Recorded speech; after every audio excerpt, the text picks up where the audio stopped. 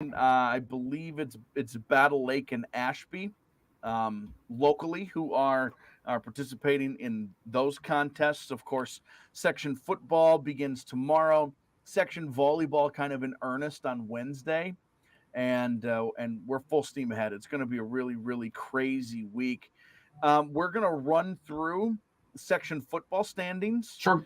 in just a little bit, and as we run through those section football standings, we'll also announce our plan for football broadcasts tomorrow night. But first, we've got some other football we want to talk, even though that's maybe one of the most ridiculous football games I've seen in my entire life. The Gophers and Hawkeyes game on Saturday. How much of that did you watch, and was it worth it? I was like in and out of the game because I expected it to be a complete 12-10 slog. Yeah. We talked about that on Friday of how we expected this thing to go down. But yeah, I was in and out. I watched like most of the first quarter, bits and pieces of the second quarter, and then most of the fourth quarter. So there's much to talk about. Well, there's one thing specifically to talk about in that game. But before we do that, I do have just a hypothetical for you. Okay. I want you to put your Iowa Hawkeye fan shoes on for a second. Uh-huh. Okay, let's walk a mile in their shoes. Let's say these shoes have holes in them. They sure do.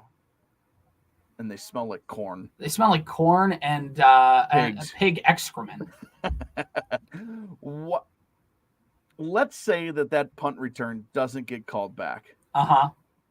And you win that game. You feel good about the win, but do you feel any better about your team? They suck, right? Oh yeah, but here's the dirty little secret about Iowa football that's existed all the time. Their teams are always mediocre, and they play every once in a while, like the Gophers do. They get gifted a cupcake schedule, and they win their games by grinding other teams to salt. But their teams are never that good. But Iowa fans are so delusional; they act like their team should be considered in the pantheon. Remember, this was like one of the first years of the college football playoff, and Iowa went like undefeated throughout the regular season, but they played nobody, and they kept pretending like they were a playoff team. And the moment they play a good team, they get absolutely clocked. Yep. By Michigan State. That's the Iowa football experience. You play games like this. And even if they would have won that game, they still, because they would have been 24th or whatever they were, and they would have said, we did this with a third-string quarterback, and we were able to win. That just shows the testament how good Iowa football is and all that kind of stuff. The point is, I know I'm supposed to put my Iowa hole-filled shoes in here, but no, I can't. But no, you don't feel good about it, No, right? you wouldn't feel good about it. A rational fan would not feel good about it. I'm saying Iowa fans aren't necessarily rational. On Twitter yesterday, I did see an Iowa poll from an Iowa fan that said, which is worse, that call or our offense? Did you see? So they actually, I will give them a little credit. I do think they get it. Now, it's their job to root for their team and hope for the best in all things. But, we talk about SEC bias. All the fans love to talk about how, or East Coast biased or whatever it is. Why is Iowa given any credit for anything ever? They're always like, well, here's 19th ranked Iowa, 24th ranked. Like, why? Right. What have they ever? They're never in. They never push to get like into the teens. Yeah, they always hover around like 24 every single year. Like at least Wisconsin every once in a while can punch into that top 15. Iowa never does, but they keep getting. It's because a lot of the media picks are just based on legacy at this point. When it comes to early season polling, is like, well, Iowa's always feisty, so let's give them the 24 spot because I don't know who else to put there. Now we're dunking on them. Yeah. I mean, do you feel good about the Gophers? No, I mean, if you're asking me, this was one of the ugliest games of football I've ever watched. But somebody had to, and I'm putting this in parentheses or quotations, somebody had to win this football game. So it might as well have been the Gophers.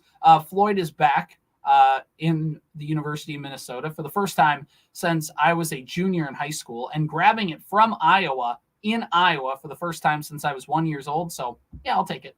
The that call on the fair catch call. Yep. Technically correct. Yes. Objectively and subjectively ridiculous. Yeah. Well, there's not a single person on the planet who was like, oh, that guy was calling for a fair catch, but he waved with the wrong hand above the waist to try to deke out everyone else. Now, he was telling everyone to get away, which caused everyone to nap on the coverage team. right. And then he blitzed the entire team for the score. But that was just an insane call. Right. Even though technically correct. Yeah, you are correct. Technically correct. The best kind of correct. So fair. Yeah, Right, especially if you're a Gopher fan. Especially if you're a Gopher. Row the boat, Sky Umag, go Gophers, do all that good stuff. I don't know who they play next, but Michigan State. Oh, okay. Well, did you see them just absolutely get embarrassed? No, I didn't watch I only watched the Gophers this week. NBC had the Gophers and the Hawkeyes. They had that horrible game, and then they took like a half an hour break to get you ready for Michigan at Michigan State, baby. And that game was 28-0 at halftime. Was it really? It was bad. And that's not even did you hear the controversy? And then we'll move on here. The controversy with the Michigan State game was that during like halftime, they have those like between quarter quizzes, or like they do things on the video boards to keep fans entertained throughout the game. Yeah. Well, apparently they serviced out that questionnaire to some other place on the internet, to like a trivia like one of those trivia services. Sure. So in between quarters of a family-friendly football game, one of the questions that popped up was, what country was Hitler born in? Yikes. Yeah, they had to apologize. Yeah, yes, they did. That's got to be the most embarrassing thing that's happened to Michigan State this year, right? Yeah, let's go with that. Yeah, the answer is no, and that's... Vikings play tonight, Monday Night Football. San Francisco is in town. On your Pro Football Challenge at WadenaRadio.com, brought to us by the Liquor Depot and Staples, did you pick the Vikings to win this game? Like I told Dan earlier, I said no because I'm in first place and I'm actually trying to win this thing. There's no room for being a fan in this cutthroat industry. Might it be a good game? Sure. Will it, though? I'm just saying it could be. Yeah. There's no reason why the same conversation we had about Kansas City can't be true about this one. 100%. McCaffrey's a little banged up. He's going to play, yep, but it's kind of risky, especially on US Bank Stadium turf, which is not known to be great for players, considering Kelsey got hurt the last game they played on it, and Jefferson. Is that true, or are you making that up? No, the Vikings are getting their turf replaced this spring. That's why the Gophers can't play baseball there. Oh, it's that old now? No, it gets players hurt. They found it's one of the turf. There's a couple different kinds of turf, and they found out that was one of the turfs that gets people hurt the most. Oh, nice. So they're going to replace it. So cool. It sucks for Gopher baseball. No, shout out. At least we'll throw all our high school kids on that this fall. That'll be cool. Yeah. All right. 6 o'clock pregame, by the way, tonight. 7:15 kickoff on 105.9 FM, the Superstation K106. Playoff football starts tomorrow. Section football. CJ, let's run through our section seating, shall we? Wait, Corey, did you say playoffs? Playoffs. No. We're doing it, Mr. Mora. We're going to do it. I'm just going to run through very quickly. And I don't know, do you have them pulled up also? Are you looking at them too? Or you don't have to if you don't want to. You do. You're the prepared one here today. All right, let's do it. Section 4, 9-player standings, which, by the way, just a subtle name change. Did you notice that?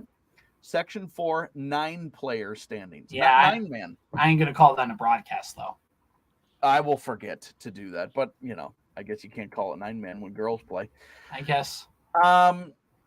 Otter Tail Central is the number 1 seed in that section. I think QRF ranked them as the number 1 seed in all of 9-man. QRF has them ranked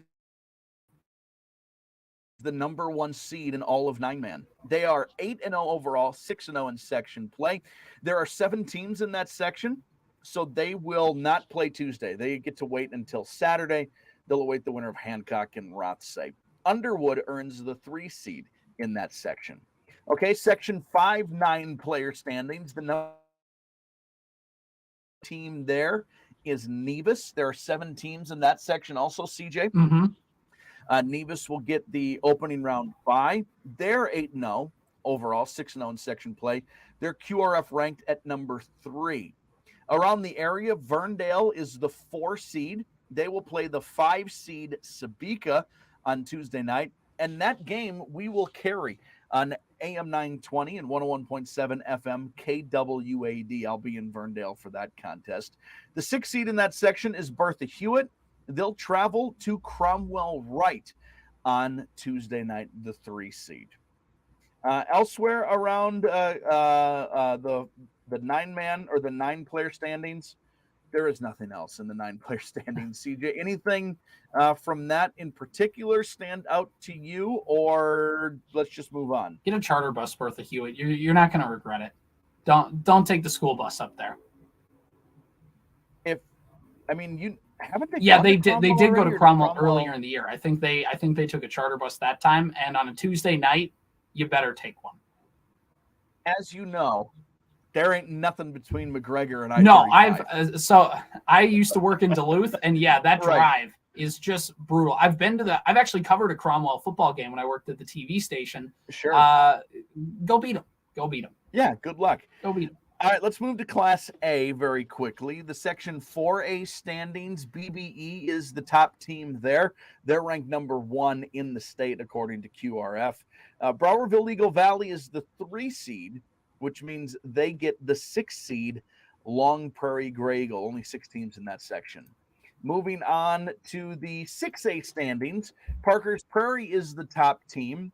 This is the first section we look at that is filled with 8 teams. I just don't understand why we can't have 8 teams for all these sections. It's kind of silly, isn't it? Parker's Prairie is the 1 seed. They're 6-2 overall, 5-0 in section play, 18th ranked according to the QRF. They'll get Walker Hackensack Akeley. Brandon Evansville Ashby is the 5 seed. They travel to the 4 seed Lake Park Audubon. New York Mills is the 6 seed, which means they travel to West Central area. Pine River Bacchus, the 7 seed, goes to number 2 Breckenridge. Moving on to the 8 AA standings. Before we do, CJ, anything of note from that Class A section playoff look? That one should be pretty fun. Should be a pretty fun section. It's deep. It's not like where all the top teams in the state are, but it should be super competitive. As we talk about every single year, these like section championship games in football, subsection championships and section championship matches in volleyball, best matches in the state all season long. Best games in state all season long. Section 6 AA standings has only 5 teams in it. Osakis is the number 1 team there. CJ, they're 7-1 overall. They're ranked 9th according to the QRF. They get an opening round bye. Mm-hmm. Okay. Pillager is the 2 seed. They get an opening round bye. Staples Motley is the 3 seed. They get an opening round bye. Maybe a little controversial in this section, CJ, because Staples Motley has a higher QRF value and ranking than Pillager, 17th to 18th as far as the ranking goes. But Pillager beat Staples Motley, and they were close enough because of the tiebreaker. The Huskies will get to host that matchup on Saturday. Yeah. Okay. Wadena Deer Creek earns the 4 seed. They'll play the 5 seed Monaga on Tuesday night. And that game we will carry on 105.9 FM, the Superstation K106. Any notes from that section? The one thing is that kind of, and again, you get the first round bye if you're Staples Motley, but you don't get a home playoff game despite going 7-1 on the season. That kind of stinks. That does stink a lot. Moving very quickly to the 8 AA standings, Park Rapids area is the 3 seed. They'll get the 6 seed Holly. Frazee is a 4 seed. They get the 5 seed War Road. And Barnesville is the top seed there, again in 8 AA. Defending champs, and they are ranked 3rd coming into this section playoff. That's about all the time I have to run through those section standings. We can take a look at more later in the week, but it's going to be fun officially, CJ, beginning tomorrow. I got to get out of here. As they say in high school football, let's do that high school football. This has been the Morning Sports Desk for Monday, October 23rd. 7:31 on KWAD. We're back with more after this. Get a great deal on select Kubota equipment, the #1.